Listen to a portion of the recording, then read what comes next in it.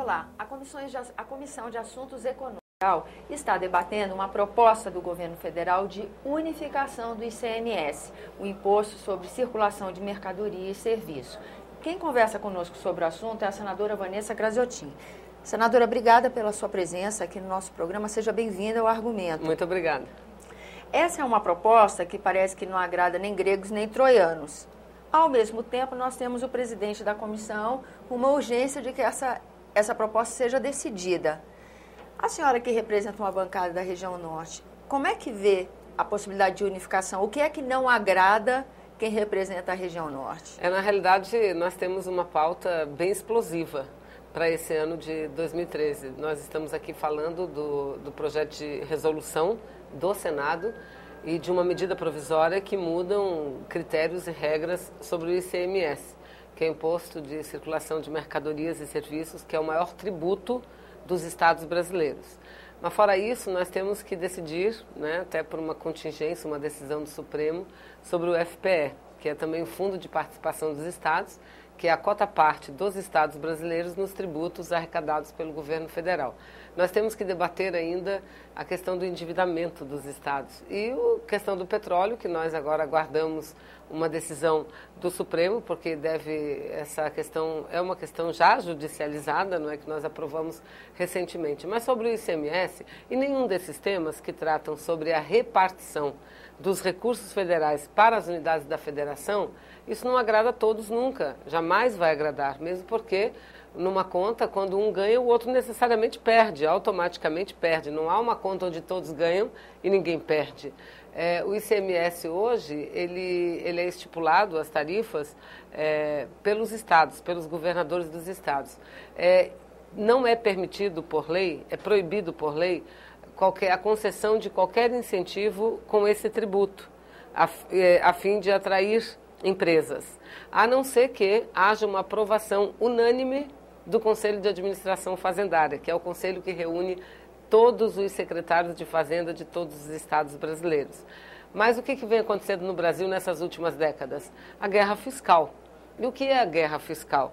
É um instrumento que os governadores usam, governadores do Nordeste, governadores do Norte, mas também os governadores dos estados mais ricos do Brasil, que eles usam para atrair investimentos.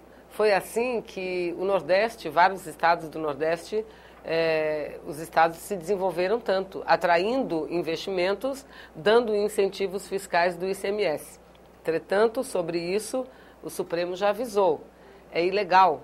E há uma súmula vinculante, ou seja, o que toda vez que for concedido esse incentivo, ele automaticamente é considerado inconstitucional.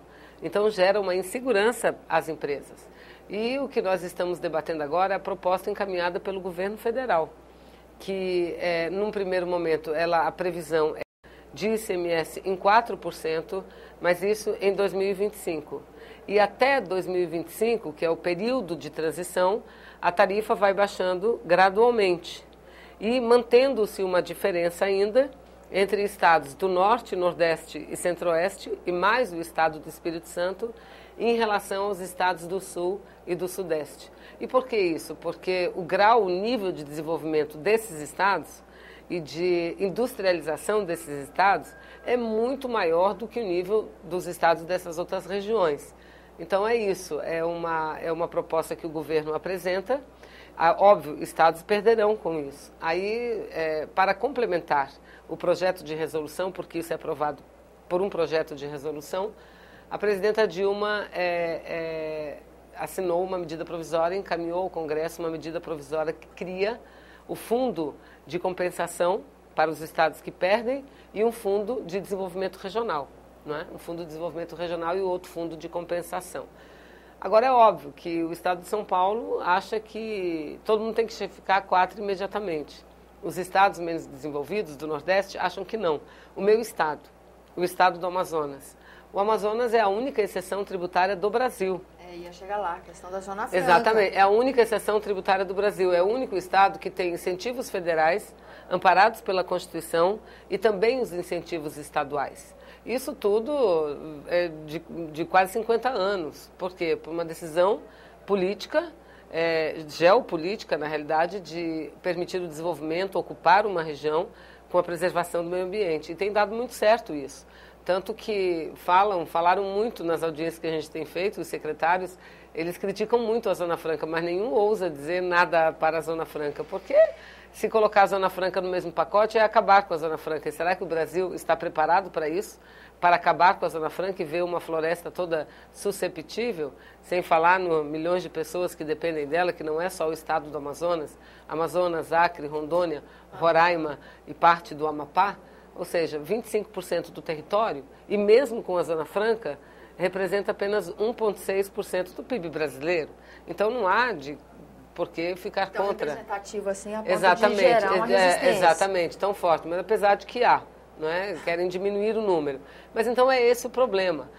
O presidente da comissão, senador Lindbergh, está muito determinado em votar essa matéria esse mês, mas acho que o secretário Nelson Barbosa, secretário executivo do Ministério da Fazenda, que é quem trabalha e encaminha essa questão em nome do governo federal, acho que ele já saiu um pouco convencido que dificilmente o Senado votará esse mês ainda essa matéria. Mesmo porque uma questão desse porte merece ser debatida com mais calma, né? Sem dúvida nenhuma. Senadora, quando fala em fundos, na criação de fundos que de alguma forma vão ajudar a compensar, que os estados se adaptem a essa nova realidade, isso não chega a dar aos estados uma possibilidade, um instrumento de atração de investimentos, de empresas, né?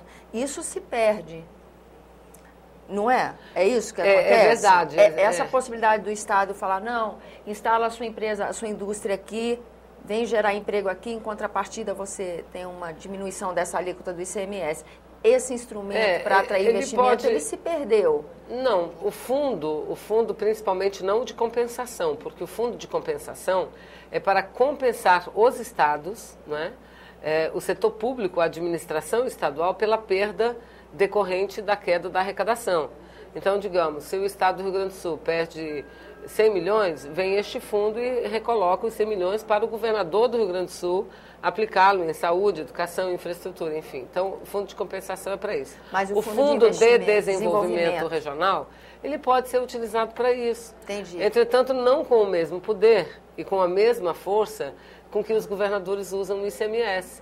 E olha, eu vou lhe dizer uma coisa, é necessário isso, essa discussão, é necessário a reforma, uma mudança na legislação de ICMS, não há dúvida. Agora, por outro lado, nós temos que reconhecer que a política de desenvolvimento regional mais eficaz que o Brasil teve nos últimos anos foi exatamente isso.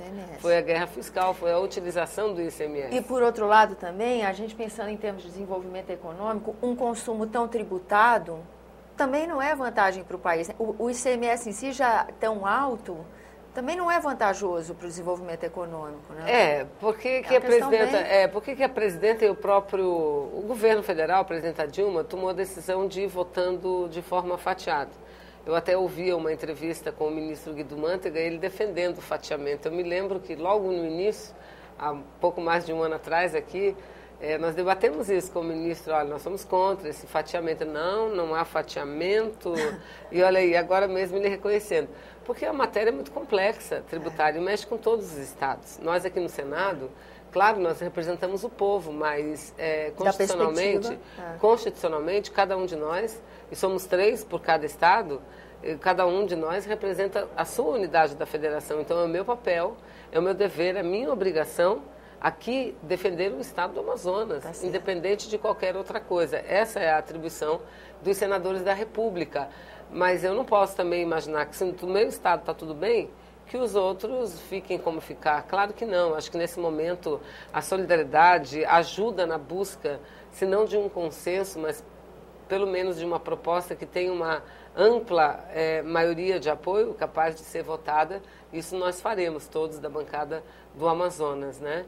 Faremos isso para ajudar a quem mais temia. Essa reforma éramos nós, exatamente porque nós somos a exceção do Brasil.